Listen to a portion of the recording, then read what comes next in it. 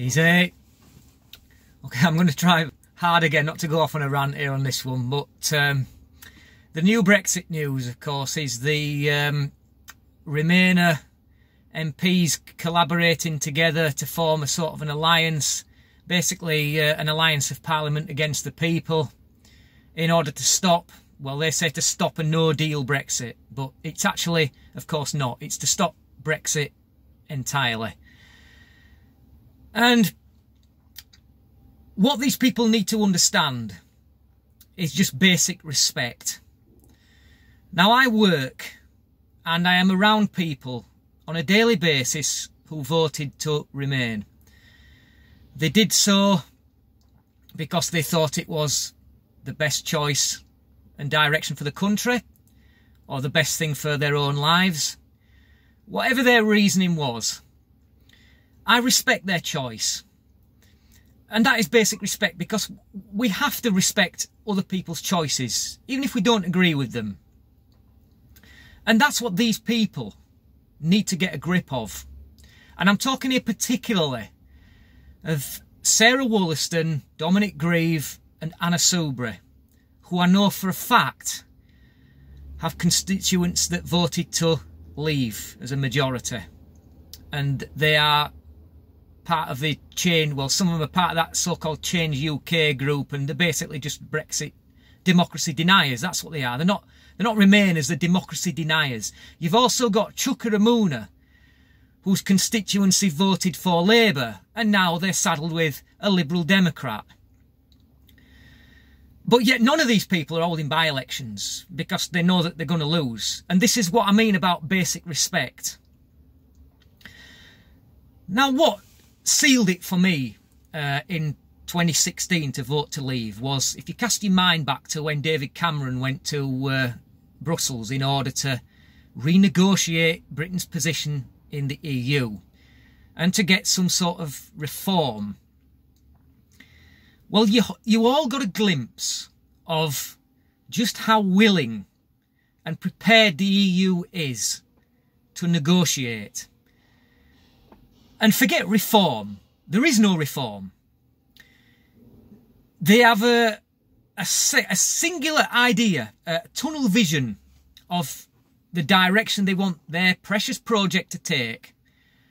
And there is no member state who is going to do anything or say anything to derail that. You've got Hungary that want to make sure that no illegal immigrants come in and look at the problems they're having with the EU. You've got Italy, the mighty Salvini, who's stopping migrants docking in Italy. Look at the trouble he's having with the EU.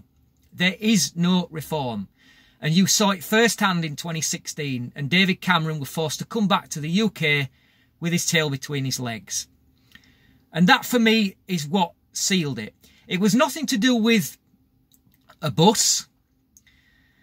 And, of course, they say that these Remainers, they say that, oh, we were lied to.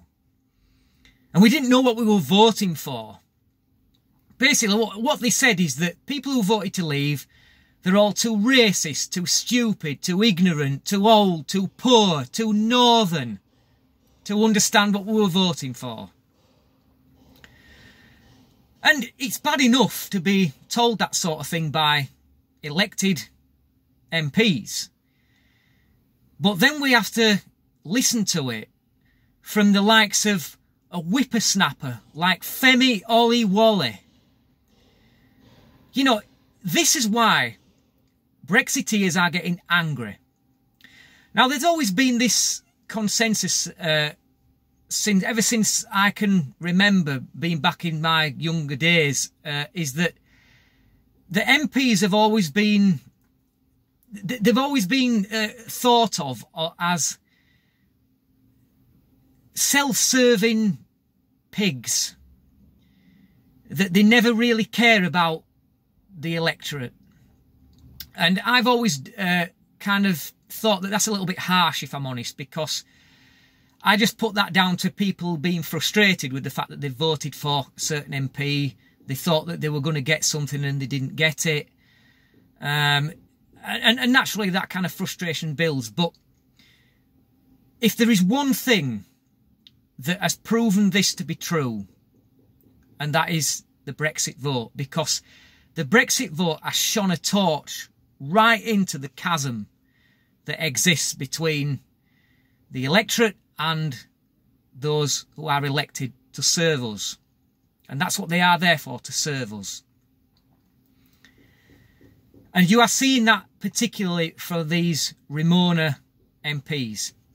And let me just address this point before I go on, is that the so-called lies that we were told. What they tend to focus that on is the fact that it said on the side of that bus that, what they say is that there was 350 million to go to the NHS. Now, let's just break that down. First of all, that isn't what it said. The 350 million that goes to the EU every week has been proven to be true. It's not a lie.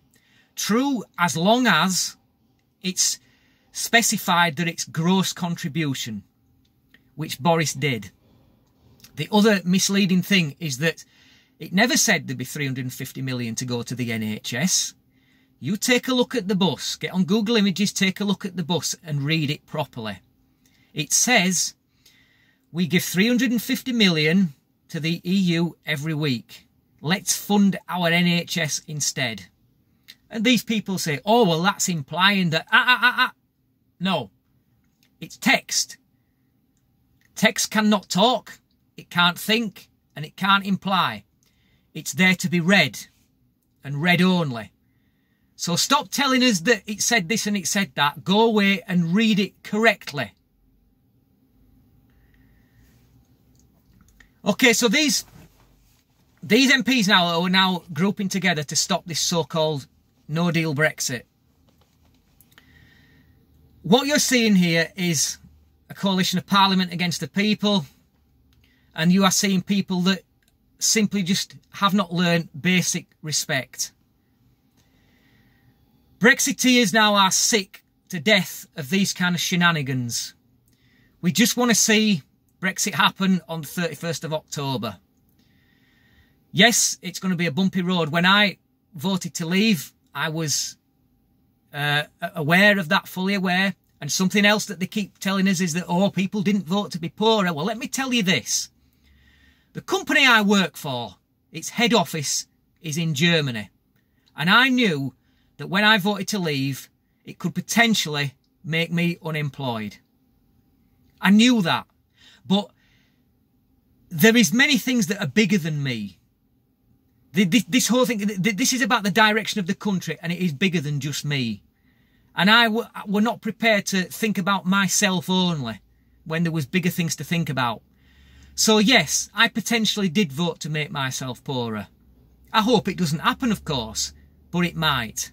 And I was aware of that. So everybody now, we need to do whatever we can to kick back against these democracy deniers who are trying their very best to ruin things for people who voted to leave, and they're looking after their own self-interest, their vested interest in the EU. I can tell you right now, Dominic Grieve has got property in France. That's what I mean by vested interest. You don't think these people are doing what they're doing for the good of the country? No, they're not. They're doing it for their own self-interest. And I'll tell you this, I'll finish up by saying this, okay? These people, if any of you watching this can't accept the result of the referendum, probably not, but I have a solution to your problems. It's a very simple solution, okay? When we leave the EU, there is going to be 27 other countries remaining within it. And right now, as members of the EU, we enjoy the privilege of free movement of people. So the answer to your problems is leave the UK. Take yourself off to one of these countries that's going to be remaining in the EU.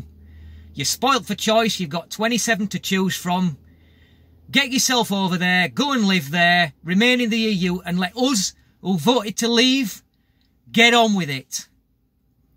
That is not only the decent thing to do, that is the grown-up thing to do. So stop lecturing us. Take your asses out of this country, and I will buy you, if necessary, I know you can all afford it, but I will buy you a one-way ticket to France, to Germany, to Belgium, wherever. And I'll be glad to see the back end of you.